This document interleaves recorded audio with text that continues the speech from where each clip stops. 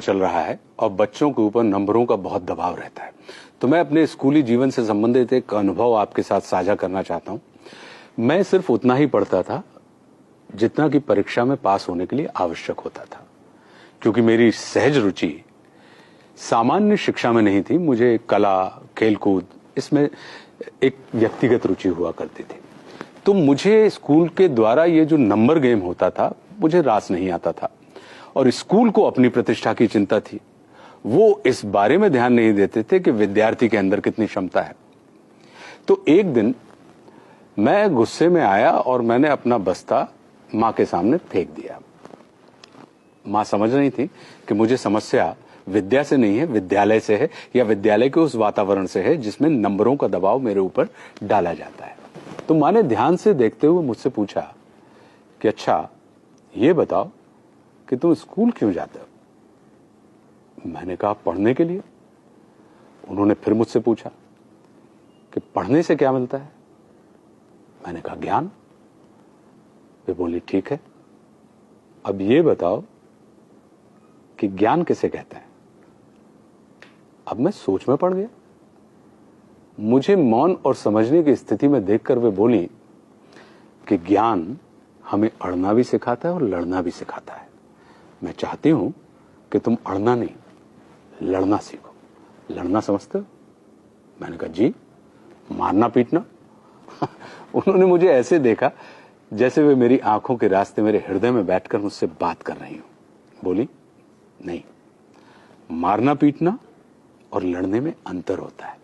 मारपीट में या तो तुम किसी को हराते हो या कोई तुमको हराता है, लेकिन लड़ने में किसी को हराने का नहीं, उसे जीतने का भाव होता है।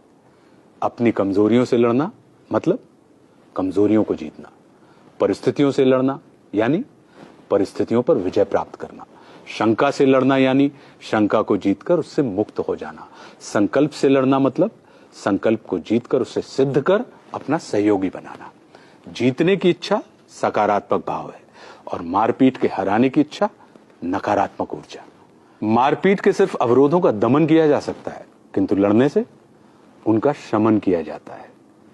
मारपीट के तुम सिर्फ कुछ वक्त के लिए अपनी तकलीफ को दबा सकते हो, किंतु लड़कर तकलीफ को समाप्त किया जा सकता है हमेशा के लिए।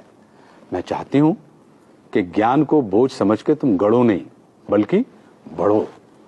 तुम सफलता के लिए नहीं, स्वयं के सुख के लिए पढ़ो। फिर स्कूल में तुम अड़ना नहीं, लड़ना सीखोगे। हम तुम्हें स्कूल परीक्षा में आए प्रश्नों का उत्तर सीखने के लिए नहीं भेजते, बल्कि जीवन की परिस्थितियों का हल ढूंढने के लिए भेजते हैं। पढ़ाई बोझ बढ़ाने के लिए नहीं, बोझ हल्का करने के लिए होती है। आज उम्र के इस मोड़ पर खड़ा होकर सोचता हूं तो लगता है कि मां कितना सही थी। हम अपने बच्चों को स्कूल की परीक्षा में अव्वल आने के लिए उन पर दबाव डालते हैं।